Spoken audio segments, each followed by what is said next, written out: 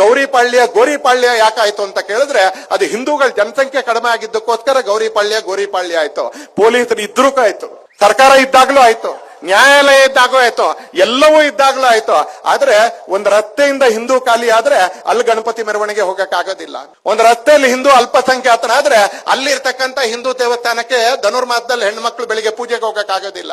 ಒಂದು ರಸ್ತೆಯಲ್ಲಿ ಹಿಂದೂಗಳ ಸಂಖ್ಯೆ ಕಡಿಮೆ ಆಯ್ತು ಅಂತ ಹೇಳಿದ್ರೆ ರಾತ್ರಿ 11 ಗಂಟೆಗೆ ನೀವು ಬಾಗಿಲ ಹಾಕೊಂಡು ನೆಮ್ಮದಿಯಿಂದ ಮಲ್ಕೊಳಕ್ ಸಾಧ್ಯ ಇಲ್ಲ. ಯಾಕಂದ್ರೆ ಹಿಂದೂವಿನ ಸಂಖ್ಯೆ ಕಡಿಮೆ ಆಗ್ತಾ ಇದ್ದಂಗೆ ಅಲ್ಲಿರ್ತಕ್ಕಂಥ ವಿದ್ರೋಹಿ ಮನಸ್ಸುಗಳ ಆಟ ಕೂಡ ಜಾಸ್ತಿ ಆಗುತ್ತೆ. ಯಾಕೆ ಗೋರಿಪಾಳ್ಯ ಆಗುತ್ತೆ? ಯಾಕೆ ಚಾಮರಾಜಪೇಟೆಯಲ್ಲಿ ಯಾವುದೇ ಪಕ್ಷದ ಹಿಂದೂ ಗೆಲ್ಲಿಕ್ಕಾಗೋದಿಲ್ಲ? ಯಾಕೆ ಶಿವಾಜಿನಗರದಲ್ಲಿ ಯಾವುದೇ ರಾಜಕೀಯ ಪಕ್ಷದ ಹಿಂದೂ ಗೆಲ್ಲಕ್ಕಾಗೋದಿಲ್ಲ? ಯಾಕೆ ಅನೇಕ ಪಕ್ಷಗಳು ಮೈಸೂರಿನ ನರಸಿಂಹರಾಜ್ಯದಲ್ಲಿ ಹಿಂದೂಗಳಿಗೆ ಟಿಕೆಟ್ ಕೊಡೋದಿಲ್ಲ? ಆರ್ಟಿಕಲ್ 370 ಕಿತ್ತಾಕದ ಮೇಲೂ ಕೂಡ ಕಾಶ್ಮೀರ ಕಣಿವೆಯ 46 ಸೀಟ್ನಲ್ಲಿ ಒಂದರಲ್ಲೂ ಕೂಡ ಯಾಕೆ ಹಿಂದೂ ಗೆಲ್ಲೋದಿಲ್ಲ? ಆದರೆ